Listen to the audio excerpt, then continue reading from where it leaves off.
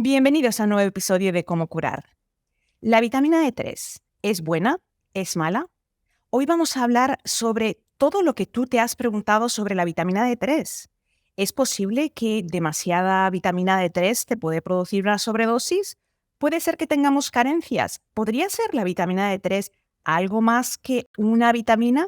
Para eso y mucho más, mi invitada, María Hernández Bascuñana, no solamente especialista, sino también docente, nos va a hablar sobre la vitamina D3, sobre todo lo que quieres saber y cómo tu salud depende de ella. Bienvenida, María. Hola, ¿qué tal, Coco? Encantada de estar aquí contigo. María, por muchos años sabemos que la vitamina D3 es un nutriente esencial para los huesos. Pero, ¿es verdad que solamente los huesos dependen de la vitamina D3 o hay algo más? Hay mucho más, muchísimo más. Hace ya años se encontraron receptores de esta vitamina D distribuidos y repartidos en todos los tejidos del organismo. Gran parte de las células de nuestro organismo se cree que tienen estos receptores, que son como una cerradura donde tiene que entrar esa vitamina, como una llave, y es cuando se unen en un complejo vitamina D receptor o llave y cerradura cuando realmente es útil esta vitamina. Entonces ya se sospechaba que si los receptores estaban no solo en nuestros huesos, en otros tejidos alguna función tendría. Y efectivamente, sabemos hoy en día que la vitamina D tiene un papel muy activo en el sistema inmunitario. Es capaz de hacer expresar diferentes genes, distintos genes, que están involucrados en nuestro sistema inmunitario, tanto en la inmunidad innata como en la adquirida. De hecho, nuestras células inmunitarias tienen la capacidad de transformar la vitamina D en forma activa sin tener que pasar por los riñones, que es lo que de forma clásica se ha sabido o todavía se enseña, que la vitamina D sufre transformaciones y debe de pasar por el riñón para esa última transformación, para que realmente la podamos aprovechar. Bueno, pues nuestras células inmunitarias lo pueden hacer ellas solas, de forma independiente. También la vitamina D actúa en nuestro sistema nervioso, cognitivo, en nuestra musculatura y por tanto afecta nuestro rendimiento físico, nuestra vitalidad, nuestra capacidad de fuerza y también esto nos afecta si está en un estado no óptimo de dolencias, esa falta de vitalidad, cansancio. Tenemos también la vitamina D que participa en el sistema cardiovascular y bueno, el sistema reproductivo, en el sistema hormonal, en la protección de nuestra piel, de nuestras propias células, de evitar de un exceso de oxidación e incluso cánceres que pueden afectarnos a nivel celular, aunque esto forma parte de la inmunidad. Y bueno, podríamos seguir hablando porque la vitamina D es que tiene un papel realmente amplísimo, dado que, como he dicho, la podemos aprovechar en múltiples sistemas y tejidos de nuestro organismo. Por muchos años se pensó que la vitamina D3 nos hacía falta en cantidades pequeñitas. De hecho, se hablaba de 20-30 nanogramos por mililitro de sangre y había miedo de sobredosis. ¿Es cierto que podemos sobrevivir con esas cantidades tan bajitas de vitamina D3? ¿Y cuál es tu motivación para decirnos algo diferente? Bueno, sí que es cierto, claro, que podemos sobrevivir con 20 y que 30 y también podemos sobrevivir con 10 y menos de 10.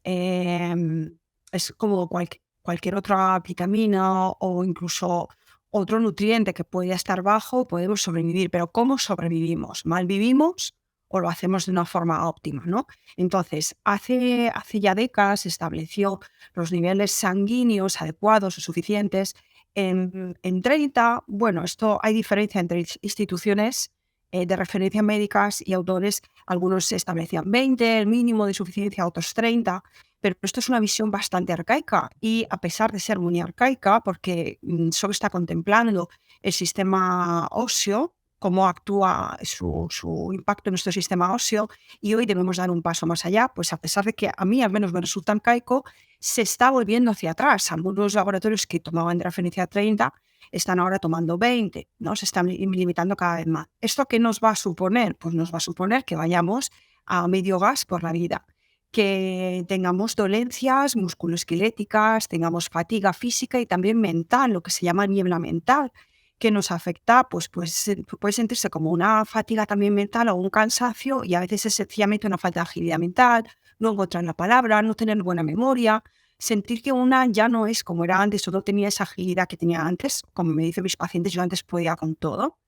y ahora ya no puedo ni con la mitad, ¿no? Y también, bueno, estados depresivos, el estado anímico se ve mermado bueno, pues también hay una relación importante con el sistema cognitivo, con la demencia, ya se ha encontrado la relación. O sea, que ¿cómo nos va a afectar? Pues yo diría que lo primero que va a sentir la persona es esa fatiga física y mental, que a veces acompaña de dolor o no. A veces puede incluso pacientes que dicen tener fibromialgia, ¿no? O dolencias múltiples que no tienen un diagnóstico claro. Pero esto no es exclusivo de una vitamina D baja, o sea, pueden haber otras causas que hay que descartar, pero siempre hay que mirar la vitamina D. ¿Por qué? Porque yo lo que aprecio en los pacientes es que cuando estos suben de los niveles de 30 para arriba, mm, a partir de 40, como mínimo hay pacientes que necesitan más o mucho más, pero generalmente cuando ya se reponen esos niveles séricos a niveles de 40 en adelante es cuando empiezan a desaparecer todos esos síntomas que he mencionado. ¿Vale? Y con esto ganamos muchísima calidad de vida. No tenemos por qué normalizar que por tener pues más de 60, de 50, de 40 es normal ir a medio gas por la vida, o que no tengamos la memoria como la teníamos antes, o que empiece a dolernos nuestro cuerpo, que no tener un sueño de calidad. No tenemos que normalizarlo. Y todo esto podríamos ver un gran cambio si realmente subiésemos los niveles séricos, ¿vale? Entonces, ¿qué sabemos ya hoy? Que por encima de 40 es cuando realmente vamos a obtener los beneficios de la vitamina D. Por ejemplo, a nivel reproductivo, en las madres gestantes, hay muchísima literatura que habla de la importancia de tener mínimo 40 para proteger ese embarazo, ese feto y ese niño, ese neonato que vendrá de hasta sus 11 años, tendrá una protección bastante significativa en cómo se va a caracterizar su salud. Encontramos también que el sistema inmunitario se beneficia de esos niveles de 40 en adelante, mínimo 40, respecto a 20 o a 30. Y cada vez van saliendo más estudios en diferentes sistemas que están confirmando esos niveles de 40, incluso encontramos que 50 y 60 mejor que 40 con respecto a 20, o respecto a 20. Creo que fue en el capítulo 6 de Vitaminados y no tengo el libro físico, yo tuve que comprarlo digital porque vivo en Estados Unidos y no hay la opción de tenerlo físico. Me muero de ganas de tener uno y abrazarlo porque la información es tan buena. Pero creo que en el capítulo 6 hablas del gran error y creo que es muy importante que eso lo aclaremos porque ocurre lo mismo con otros nutrientes como puede ser el yodo. El yodo se hizo un estudio a principios del siglo XX y se pensó, se asumió por un error que el yodo podía producir hipotiroidismo simplemente por un error. Se puso en la literatura y se ha repetido hasta el día de hoy. Tú vas a un endocrino, tienes hipotiroidismo, tienes Hashimoto y lo primero que te dice es no puedes tomar yodo. Cuando no es cierto, hay suficiente información y hay suficiente evidencia de que la falta de yodo lo produce. Tú hablas de un error, bueno, es que ese error es garrafal. Yo no conocía ese error hasta que leí el capítulo 6 de tu libro, donde hablas de un cálculo que yo digo, pero ¿hasta qué punto puede una revista médica y el instituto, o sea, estamos hablando aquí del Instituto Americano de Medicina, cometer ese error, publicarlo y llevamos décadas repitiéndolo? ¿Cuál fue el error? Pues mira, Coco, el error fue que allá por 1997 se establecieron unos valores de ingesta recomendada de vitamina D y se estableció en unas 600 unidades internacionales. 600, 800 o incluso 1000, dependiendo de las circunstancias. Si una persona tiene osteoporosis, pues se justificaba poder aumentar a 1000, ¿no? O una persona anciana con osteopenia o osteoporosis. Pero eso, entre 600 y 1000 unidades internacionales. Entonces, esto se establece en el 97. En el 2014, que es, bueno, pues dentro de poquito ya vamos a pasar una década, es relativamente reciente, pero ya lleva unos cuantos años como para que esto se sepa y se cambie. Bueno, pues en el 2014 esto como no cuadra, estas dosis no cuadran, ¿no? Y limitan todo, limitan la investigación, no dar dosis superiores porque pueden resultar tóxicas, no se pueden dar dosis superiores a 2000, donde se establecía como ese valor máximo tolerable. Y bueno, pues limitó muchísimo, claro. Los investigadores empezaban a encontrar que no cuadraban las cosas. Entonces se replicó el estudio en base a ese estudio con el que se sacan esos resultados y se encontró un error estadístico del 10%. Es decir, se estaba infravalorando, o sea, se estaban dando dosis que eran el 10% de lo que se tenía que dar. Es decir, en vez de 600 unidades a 1.000 unidades internacionales como valor diario recomendado, debieran ser de 6.000 a 10.000 unidades internacionales en personas adultas. Ya dependerá de su peso, ¿vale? Y otras circunstancias. Pero claro, el error es enorme de recomendar 600 solo unidades internacionales a 1.000, que eso es poquísimo. Bueno, de recomendar y de dar miedo, porque luego tenemos el que no rebases porque no sea que vayamos a tener una sobredosis. Claro, en el momento que tú estableces una cantidad diaria recomendada, pues todo lo que se salga de esta da miedo. Y ellos también establecen esa dosis máxima de seguridad en 2.000. Claro, esto cambió muchísimo. Europa, por ejemplo, la Agencia, la Agencia Europea de Seguridad Alimentaria establece en 10.000 unidades internacionales una como dosis sin efectos adversos observables en personas adultas, ¿vale? A diario, estamos hablando de forma diaria. ¿Quiere decir que más de 10.000 es tóxico? No, de hecho no sabemos qué cantidad, a partir de qué cantidad con exactitud hay toxicidad, porque también esto es muy variable y depende de varias circunstancias. Pero bueno, sabemos que conforme nos vayamos alejando de 10.000 y vayamos en aumento, pues más probabilidad hay de que pueda resultar tóxica. Entonces, la EFSA no dice que más de 10.000 sea tóxico, lo que hace es revisar toda la literatura y en el 2012 establece esa dosis sin efectos adversos observables en adultos de 10.000. Pero es que en los niños, por ejemplo, os voy a decir datos para que nos hagamos una idea. En niños de hasta 10 años se establece 2.000, que era lo que se decía que era no lo recomendado, sino lo máximo admisible en una persona adulta. Y cuidado con pasarte y por supuesto esto se podía hacer, pero como de plan de choque ante una circunstancia que se justificase, pero no como toma diaria. Bueno, pues con niños de 2, 4, 10 años, la EFSA dice que 2.000 son dosis totalmente seguras, 4.000 también con 11 años en adelante, y de hecho en niños de 12 meses, hasta 12 meses, se establece esa dosis sin efectos adversos observables en 1.400. Estamos hablando de mucho más de lo que se establecía como dosis recomendada en adultos, que eran 600 a 1.000. Y ahora ya sabemos que en bebés, pues 1.000 y 1.400 es la dosis que se conoce, que puede estar más justificada, pero que no va a dar lugar a toxicidad, ¿vale? Lo que pasa que, bueno, pues aquí hay diferentes circunstancias que tenemos que considerar también en clínica para establecer esas 10.000 como seguras o no, ¿vale? Difícilmente van a dar toxicidad, pero si se toman a diario, sin descanso todo el año, durante muchos años, bueno, pues sí que puede existir alguna complicación, porque hoy en día muchas personas toman fármacos y hay fármacos muy comunes para, por ejemplo, la tensión arterial. Hay un tipo de estos fármacos que lo que hace es acumular calcio dentro del organismo. Entonces, si tomamos además vitamina D, lo que vamos a conseguir con eso es absorber más calcio, podemos estar como sumando, ¿vale? Y generando una problemática, pero que el problema no es la vitamina D, el problema es que existe un fármaco concreto que acumula calcio en el organismo. Entonces, tenemos que saber eso, ¿vale? Para poder realmente pautar al paciente lo más adecuado. Y tenemos que mirar otros parámetros también en sus analíticas para considerar pues si debe de tomar menos de 10.000 o incluso más de 10.000, que puede ser perfectamente, ¿vale? Así que, bueno, tenemos que considerar eso, que hay fármacos, he dicho uno, pero hay diferentes tipos de fármacos que pueden suponer un riesgo o incluso cánceres que la persona a lo mejor desconoce, cánceres que dan lugar a hipercalcemias, un aumento de calcio en sangre.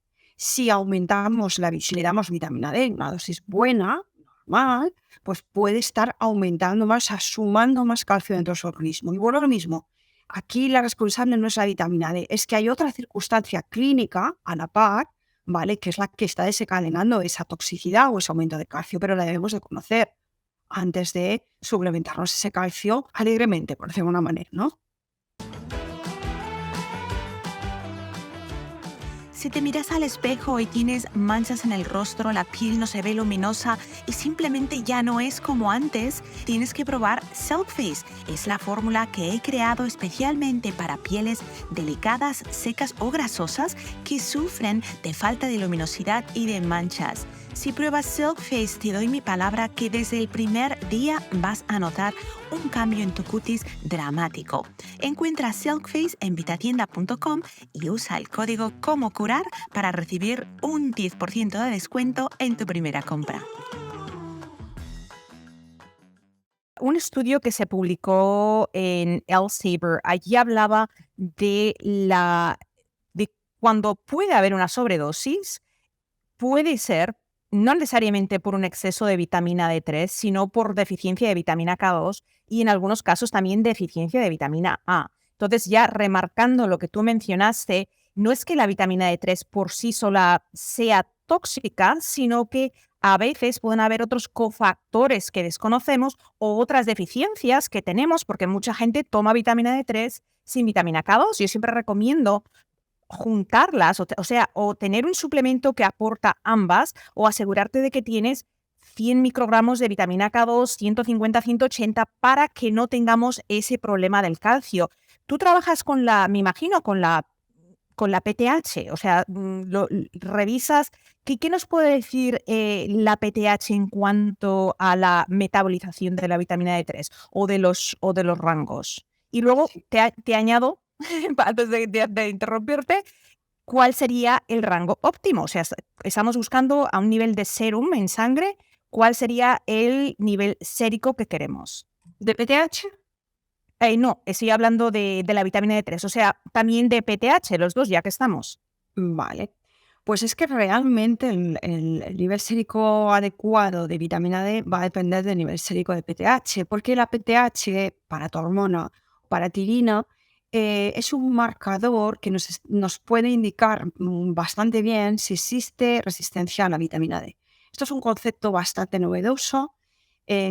Bueno, ya se viene trabajando con él por observación clínica desde el año 2002, pero es en el 2017 y 18 cuando se ha documentado y realmente, bueno, pues se ha establecido esta PTH como un parámetro importantísimo de cara a poder estimar si existe o no existe esa resistencia a la vitamina D que algunos pacientes tienen o algunas personas tienen, pues porque presentan polimorfismos genéticos que hacen que haya alguna parte del metabolismo de la vitamina D que no funcione bien. Puede ser que no se transforme bien en sus diferentes formas hacia la forma activa final o esa llave que tenía que traer una cerradura. Puede ser que la cerradura o ese receptor celular de la vitamina D no funcione bien y por tanto no la reciba bien, o cuando la recibe no la reconoce o no encajan bien.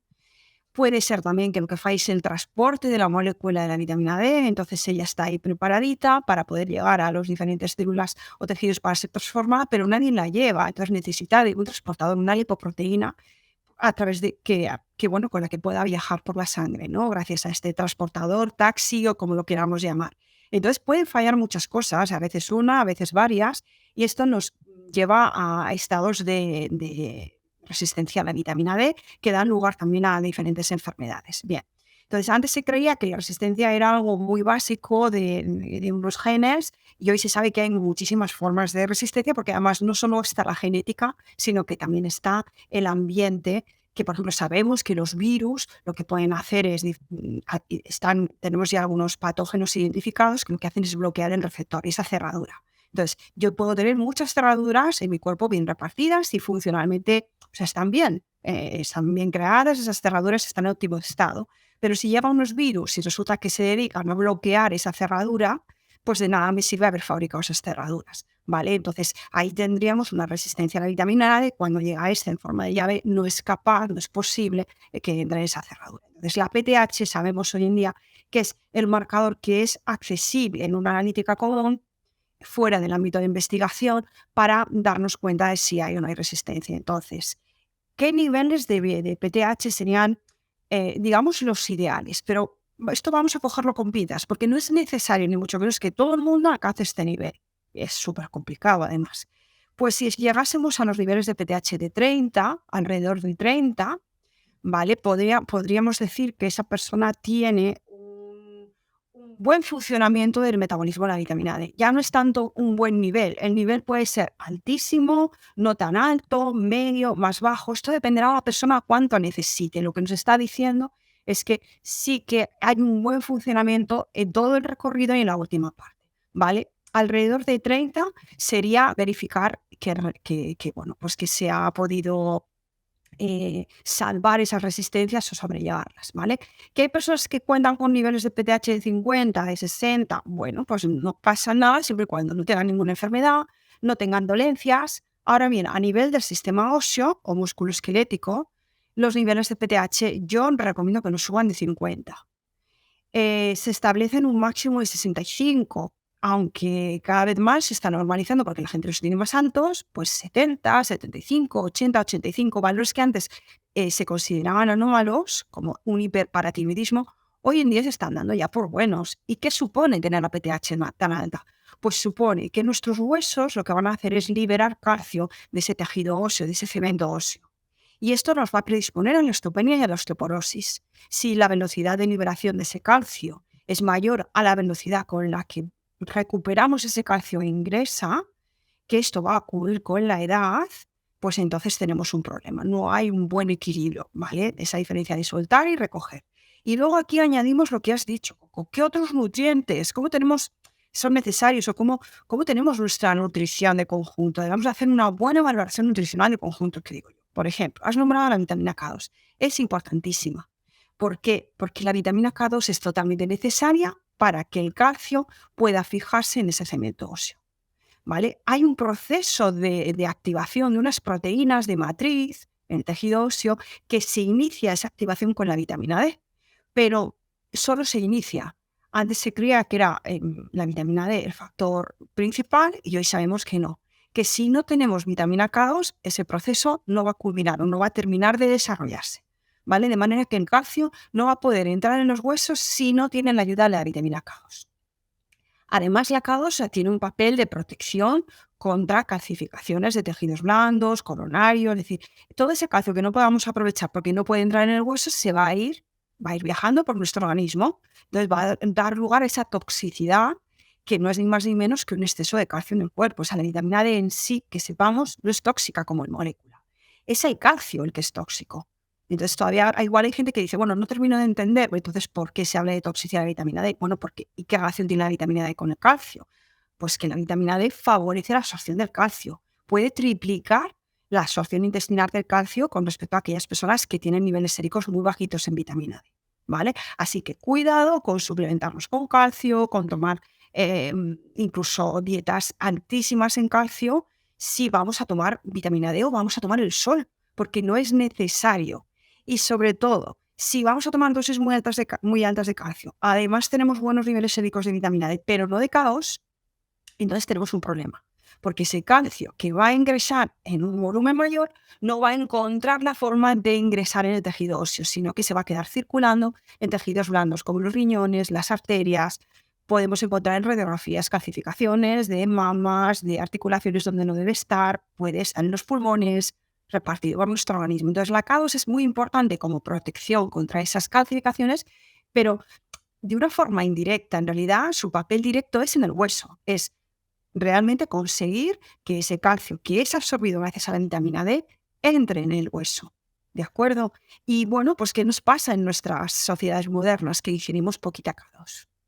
Tenemos pocos alimentos fermentados que sean una buena fuente de K2. Entonces los estudios nos dicen que aunque es una vitamina que podemos fabricar endógenamente en nuestro intestino, nuestras bacterias, si es que tenemos una buena microbiota intestinal, con una buena diversidad de colonias bacterianas que hagan su trabajo y con una buena dieta probiótica que se componga de fibras fermentables, de frutas, verduras, legumbres, bueno, pues si todo eso lo mantenemos y tenemos una buena salud intestinal, nuestras bacterias se encargarán de fermentar esa fibra y fabricar vitamina K2, pero aún así sabemos que nos pueden dar hasta un 50% de nuestras necesidades. Nos queda otro 50% por cubrir para que sea óptimo realmente para nuestros huesos. Entonces, bueno, pues hay sociedades como en Japón, los asiáticos, que sí que obtienen K2 en aquellos que tienen dietas tradicionales, que incorporan el natto, que es un alimento fermentado que proviene de la soja o del garbanzo. Es una forma de fermentación. Y ahí hay mucha K2 directamente que podemos consumirla. Es la que, de hecho, es la forma de la que se obtienen los suplementos, ¿vale? Pero si no tenemos este tipo de alimentos en nuestra tradición y no los consumimos, pues no nos falta ese otro 50%. Y está bien que cuando suplementemos vitamina D lo hagamos en combinación con la K2, efectivamente, en unas dosis que tú has dicho que son totalmente aceptables. Si sufres de gastritis, distensión abdominal, gases o si tu digestión es pesada y se te infla el abdomen al comer, Happy Tummy es la solución que has estado buscando. Añade 15 gotas de Happy Tummy en agua antes de las comidas y disfruta de una barriguita feliz. Happy Tummy es una fórmula exclusiva para vitatienda.com. Entra el código Cómo Curar y recibe un 10% de descuento en tu primera compra.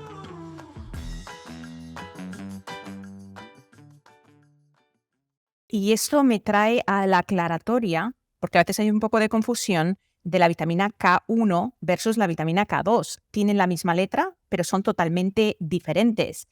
¿Puedes aclararnos cuál es la diferencia entre la K1 y la K2? Porque a veces nosotros recibimos muchos mensajes, pero es que mi sobrino, mi abuelito toma un vaso, algo para hacerle la sangre más fluida. No va a poder tomarla. ¿Cuál es la diferencia entre la K1 y la K2? La vitamina K1 tiene un efecto anticoagulante, anticoagulante no, participa en todo lo contrario. Bueno, participa en una correcta coagulación, ¿vale? Lo que ocurre es que hay personas que tienen que hacer su sangre más fluida por los riesgos que tienen cardiovasculares, entonces en esas personas se dan anticoagulantes y algunos anticoagulantes son antagonistas de la K1 y lo que hacen en la práctica médica clínica es decirle al paciente, no siempre por suerte, pero la forma fácil y rápida es decirle al paciente, bueno, pues quítate todos los alimentos ricos en K1 como verduras y hojas verdes, ¿vale? Quítatelo para que no tengamos complicaciones que interfieran con el fármaco. Que no es la forma correcta, sino que primero la persona tiene que seguir comiendo como comen, encontrar un patrón común, es decir, no es que un día me infle a espinacas y otro día no coma nada, sino que siempre comas tu ensalada, tus verduras, y cuando tenemos ese patrón mantenido común en la alimentación, buscamos entonces la medicación adecuada, ¿vale? Y no tiene que cambiar su alimentación. Pero no se está haciendo así, se le dice quítate todo, le dan un listado, quítate todo lo que tenga K1. Entonces, claro, existe ese miedo de si yo hago mi suplemento de vitamina K2, también puede interferir con mi medicación. De hecho, hay médicos que se les escapa porque no saben la diferencia entre K1 y K2, porque se nos ha enseñado que la vitamina K es la vitamina K. Es decir, solo hay una. Entonces, esto de que haya dos ahora, la 1 y la 2, pues como que no terminamos de entender, ¿no? O sea, que muy bien tu pregunta. La K2 no tiene nada que ver. La K2 tiene justamente una función esquelética, como hemos hablado, de favorecer el mantenimiento de ese tejido óseo y de ese transporte e ingreso del calcio en los huesos, al tiempo que nos protege de calcificaciones. De hecho, hay estudios también con terapias de dosis mayores de K2 que han conseguido descalcificaciones en pacientes, descalcificaciones en la aorta, con un riesgo muy alto que tenían, ¿no? De enfermedad cardiovascular. O sea, que tiene esa doble función, prevenir de calcificaciones, pero en realidad yo diría que esta es la consecuencia de la primera, que es facilitar que el calcio ingrese en los huesos. ¿De acuerdo? Lo que ocurre es que, bueno, pues aquí sí queremos matizar un poquito más. Si realmente una persona toma anticoagulantes que dependen de la vía de la K1 y se le quita todos los alimentos ricos en K1, pues no debemos dar K2. Pero tiene que ser esas personas que tomen anticoagulantes de ese tipo, que no lo son todos, ¿de acuerdo? Que son los antagonistas o los dependientes de la vía de la K1. Hay que quitarla porque si hay una carencia de K1, entonces en la K2 una parte de ella se puede transformar molecularmente, puede haber una pequeña reversión hacia esa forma de K1. Bueno, estamos hablando de un riesgo muy, muy bajo y de casos muy, muy únicos, porque a veces no queremos asustar a la población ahora que piensen, como mi doctor no me dijo, pues ya no la tomo. O sea, estamos hablando, es que el porcentaje de personas que realmente corren riesgo consumiendo vitamina K2 es mínimo. Y quiero recoger lo que mencionaste antes sobre el Japón, el hecho de que en Japón se consume vitamina K2 en altas cantidades y allí no tenemos a personas que tengan un riesgo más alto cardiovascular. O sea, tenemos que tener todas esas cositas en cuenta.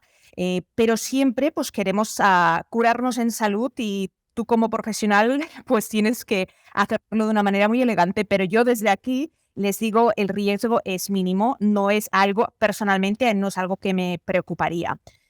Volviendo al tema de la vitamina D3, bueno, algo que quería añadir es, yo no sé si tú recomiendas calcio, yo no recomiendo calcio en absoluto. En mi opinión, la deficiencia de calcio no es deficiencia de calcio, sino que es una deficiencia de la habilidad de movilizar el calcio por falta de magnesio, por falta de vitamina K2. ¿Cuál es tu opinión sobre el calcio? ¿Necesita la población? Porque en Estados Unidos todavía el RDA, Recommended Daily Allowance, lo que se recomienda son 1000 miligramos de calcio, que es una locura, 1 gramo de calcio al día.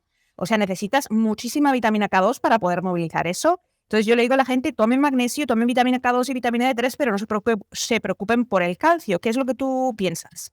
Estoy totalmente de acuerdo contigo, Coco. O sea, el problema aquí no es el calcio. Se le ha querido dar ese protagonismo al calcio que mantiene, se le ha puesto la alfombra roja al calcio y se omite hablar de lo más importante que es la vitamina D junto a otros nutrientes. El calcio no es que no sea necesario, pero en una alimentación variada, pues diferentes alimentos, no son los lácteos, que son los más conocidos, no son los únicos, pues encontramos calcio en la gran diversidad de los alimentos, ¿vale?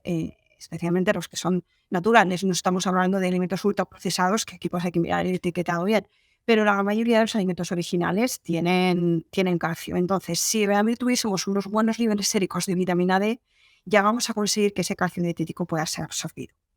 Bien absorbido, porque el calcio solo, vamos a imaginar una persona que tiene deficiencia en vitamina D, que la tiene muy bajita, que la tiene en 12, 18, 7, no importa, muy bajita. Bueno, pues aún sin vitamina D o apenas, puede absorber el calcio, porque el calcio puede pasar por la barrera intestinal de forma pasiva, que se llama, no necesita de ayuda de nadie. Pero si la vitamina D está en un buen estado, en un buen nivel sérico, entonces tiene un papel importantísimo en ayudar al calcio intestinalmente a que pueda pasar la membrana ayudándole. Tiene un transportador, una ayuda, que es lo que se llama esa absorción activa. Y ahí es donde decía antes que se puede triplicar. Entonces, si realmente tuviésemos unos buenos, o sea, si nos centrásemos en la vitamina D, acabaríamos con el problema del calcio, siempre y cuando la persona tenga una alimentación de base de partida variada con alimentos que contengan calcio. Si nos vamos a personas que están desnutridas o que tienen dificultad de poder comer a diario y variedad, pues sí que tendríamos que considerar que exista una carencia de calcio en los alimentos. ¿Vale? También tenemos que considerar si hay mala absorción intestinal, una celiaquía, un sobrecrecimiento bacteriano intestinal con inflamación. Hay diferentes situaciones o incluso que se haya tenido que cortar una parte del intestino en la persona por problemas, cáncer y otras circunstancias, y esa resección quirúrgica altere la capacidad o la superficie que tenemos para poder absorber nutrientes. Pero fuera de esas situaciones que son muy concretas, una persona con una alimentación variada, sin obsesionarse con el calcio, puede obtener suficiente calcio si su vitamina D es suficiente. Y además todo el conjunto, que llene bien a los huesos con la K2. Que haya suficiente magnesio en la alimentación también, porque el magnesio es imprescindible para que se pueda metabolizar bien la vitamina D, para que se pueda transformar hacia esa llave que hablábamos, que va a entrar en esa cerradura, para que la cerradura funcione bien, para que los transportadores o taxis, o como queramos llamarlo, de esa vitamina D a diferentes tejidos y que pueda llegar a esas cerraduras, también para que puedan funcionar bien, estén en buen estado esos transportadores. O sea, ¿cuántas cosas requieren de magnesio dentro del metabolismo de la vitamina D? Y además el magnesio es importantísimo para múltiples funciones metabólicas, o sea, participa de una inmensidad de rutas metabólicas y funciones. O sea que, desde luego, magnesio, K2 y vitamina D, para mí eso es lo principal. Es una tríada terapéutica que yo siempre la contemplo con mis pacientes y que, aunque no sea un paciente en clínica, una persona tiene que considerarlo en su alimentación o en su día a día, en su dieta, si es necesario suplementar o no, y mantenerlo bien. Eso como mínimo. Vitamina D, vitamina K2 y magnesio como mínimo. Luego has mencionado la vitamina A, por supuesto, podemos hablar del zinc, podemos hablar de la vitamina B2, porque tenemos que tener una buena nutrición de conjunto. Pero si tuviese que resumir, las más importantes son magnesio y vitamina K2 con respecto a la vitamina D. Y luego sí podría seguir la vitamina A, sí, podría ser, sí, para sus funcionalidades, sí. ¿Cuánta vitamina D3 el organismo utiliza por día? ¿Y cuáles son las variables? Porque estamos hablando de un nivel sérico de 50 nanogramos por mililitro. Deberíamos siempre mantener esa cantidad. Y para mantenerla, o sea, tenemos que deducir cuánto está el organismo quemando para cuánto tengo que aportar para poder llegar a esos niveles. Y varía. Hay situaciones, momentos en los que vamos a necesitar un aporte mayor de vitamina D3 que en otros. Si tienes dificultad encontrando vitamina D3 combinada con vitamina K2 en niveles óptimos, visita vitatienda.com, donde te ofrecemos 10.000 unidades internacionales de vitamina D3 combinada con vitamina K2 para su mejor absorción. Cada botella provee 120 unidades que te van a dar la vitamina D3 que necesitas por los próximos 4 meses. Entra el código Como Curar y disfruta de un 10% de descuento en tu primera compra. Si existen estados inflamatorios, el organismo va a demandar más vitamina D3. De hecho, encontramos con que enfermedades autoinmunes que conllevan una inflamación aguda de alto nivel, puesto que ahí existe continuamente un impacto sobre el tejido, un autoataque a tejidos, y ahí se disparan los estados inflamatorios. Ahí los requerimientos son mucho más altos y vemos cómo los pacientes tienen la vitamina D baja, que no sabemos qué es antes, el huevo o la gallina, porque también la deficiencia de vitamina D es un disparador con esa predisposición que se tiene genética a las enfermedades autoinmunes. Vale, entonces, bueno, pues sí que sabemos, por ejemplo, una diabetes, aunque sea de tipo 2, que no es autoinmune, es una enfermedad que conlleva una inflamación, ¿vale? Sistémica. Pues podemos ver que una persona que está tomando, bueno, voy a decir un ejemplo real, que está tomando 4.000 unidades internacionales durante todo un año de forma continuada, dando un paso más de lo que anteriormente tomaba, su médico atreviéndose, que los médicos son los que todavía usan esas recomendaciones basadas en aquel error del siglo pasado, del 97, que ya se han demostrado varias veces que eran errores, ¿vale? Bueno, pues su médico dio un paso más y le dijo, bueno, sube de 2.000, ya estaba como yéndose, prueba con 4.000 y hazlo de forma diaria con vitamina D3. Muy buena recomendación y mucha valentía por parte de ese médico de dar ese paso. Su paciente le hizo caso durante un año completo, lo hizo a rajatabla y se encontró con que sus niveles no habían subido, se mantenían en 20 y algo, ni siquiera llegaban a 30. ¿A qué podía ser debido? Bueno, pues aquí teníamos dos cosas, obesidad y una diabetes tipo 2. Pues eso, con su obesidad, ¿vale? Entonces teníamos estados inflamatorios que subyacen a la enfermedad, donde se demanda más vitamina D. Y por tanto, aunque aumentó la vitamina D, no consiguió, o sea, como dices tú, la utiliza su cuerpo y por tanto no consigue subir en reservorio en sangre, que es lo que medimos, es un reservorio. Y también, bueno, pues la obesidad o el sobrepeso que tenía impide también que podamos aprovechar la vitamina D, porque la grasa corporal secuestra esta molécula grasa, que es la vitamina D, e impide que se pueda metabolizar hacia su forma activa. Entonces hay que dar dosis mucho más altas, 4.000 se quedaba muy corto. Entonces, resumiendo, aquellas personas que tienen mucho estrés, estados inflamatorios, enfermedades de cualquier índole, diría yo, porque todas las enfermedades, en todas subyace la inflamación, pasa que puede ser crónica de bajo grado, puede ser aguda y muy alta. En estas circunstancias y cuando hay sobrepeso y obesidad, los niveles séricos más que los niveles séricos, perdón, las dosis administradas de vitamina D deben ser mayores, ¿vale? Para poder mantener el mismo nivel que otra persona que no tenga ese sobrepeso. La persona con sobrepeso necesitará dosis mayores. La persona que tiene enfermedades o inflamación necesitará dosis mayores que otra persona sin esa situación para mantener el mismo nivel sérico. Y aún así se recomienda que sean todavía superiores los niveles séricos en pacientes con enfermedades, que sea todavía mayor su nivel sérico. Quizás me gustaría hacer una incidencia porque a veces es un poco complejo, nanogramos, microgramos, unidades internacionales, pero si yo pienso, a ver, para mantener 50 nanogramos por mililitro en sangre, una persona normal tiene entre 4,5 o 5,5 litros de sangre. O sea, vamos a poner 5 litros de sangre. Ahí tenemos 5.000 mililitros. Si multiplicamos 5.000 por 50 nanogramos por mililitro, pues eso nos daría 250.000 nanogramos, ¿verdad?